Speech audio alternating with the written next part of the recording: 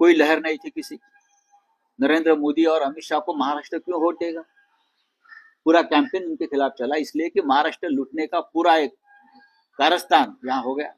यहाँ से पूरे उद्योग गुजरात में लेके हुए, इसलिए वोट दिया लोगों ने कि हमारा रोजगार गुजरात में मोदी जी लेके जा रहे हैं, चलो हम मोदी जी को वोट दे देंगे, इसलिए खुश है। महाराष्ट्र में किसानों की आत्महत्या चल रही है, महाराष्ट्र में बेईमानी हो गई।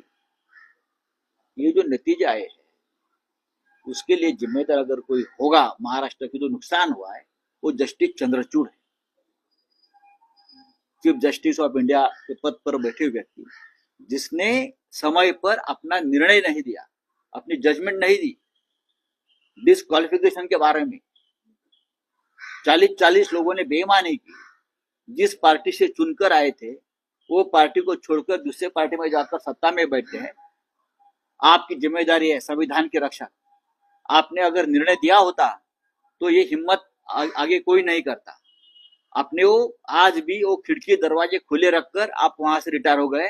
आप कोई भी किसी तरह से पार्टी बदल सकता है या सरकार बना सकता है जिससे पार्टी अपनी पार्टी को छोड़कर, तो इतिहास चंद्रचूड़ साहब को कभी माफ नहीं करेगा और उनका नाम काले शाही में लिखा जाएगा एकदम, कि इस प्रकार की व्यक्ति अपने पद पर बैठी थी और 3 साल तक एक संविधान के खिलाफ बैठी हुई सरकार को प्रोटेक्शन देते रही। वो पार्टी किसकी है, वो चुनाव चिन्ह किसका है, उस बारे में 3 साल में निर्णय नहीं ले सकते थे।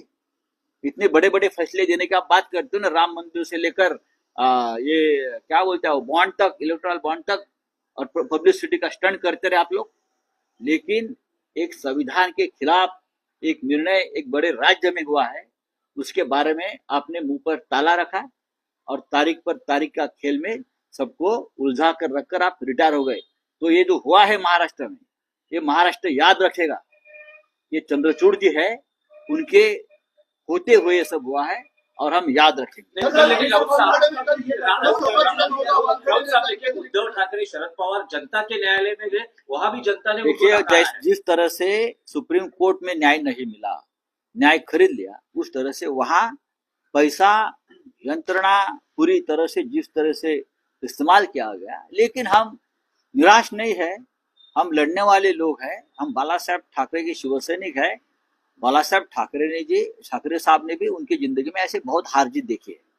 तो हमको कोई चुनाव हराया, हमने सत्ता गंवाई, उसके लिए हमको कोई दुख नहीं है। हम लड़ेंगे और जो महाराष्ट्र के खिलाफ जो काम हो रहा है उसको विरोध करते रहेंगे।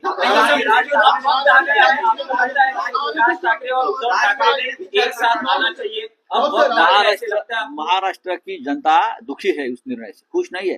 कहाँ जल्लोष है, देखा कहाँ है? ठीक है, बीजेपी के ऑफिस के सामने या वो एकनाथ शिंदे के वर्षा में मुख्यमंत्री के निवास पर कुछ हुआ होगा, लेकिन जो निर्णय हुआ है लोगों को, लोग अभी भी आश्चर्यचकित है कैसा हुआ, क्या हुआ, ये क्या हुआ, कैसे हुआ, उस उलझन में लोग आज भी पड़े हैं।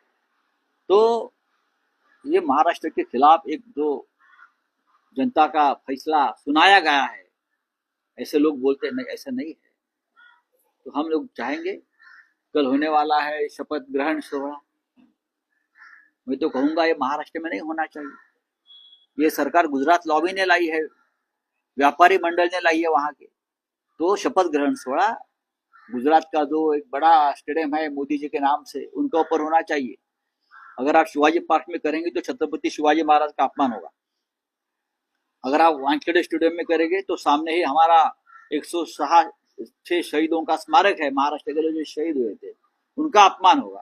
तो सबसे अच्छी जगह है गुजरात का जो स्टेडियम है, मोदी स्टेडियम, नरेंद्र मोदी स्टेडियम, उनके ऊपर शपथ ग्रहण सोहळा होना चाहिए और यही ठीक है उनके लिए। और जो लोग महाराष्ट्र पर प्रेम करते हैं वो सभी नेता हो, कार्यकर्ता हो, सभी ने इस सरकार का निषेध और धिक्कार करना चाहिए। और आने वाले दिनों में चुनाव हो गया है, राजनीति खत्म हो गई है, महाराष्ट्र की रक्षा के लिए, in the interest of Maharashtra, हम सबको एक आना पड़ेगा।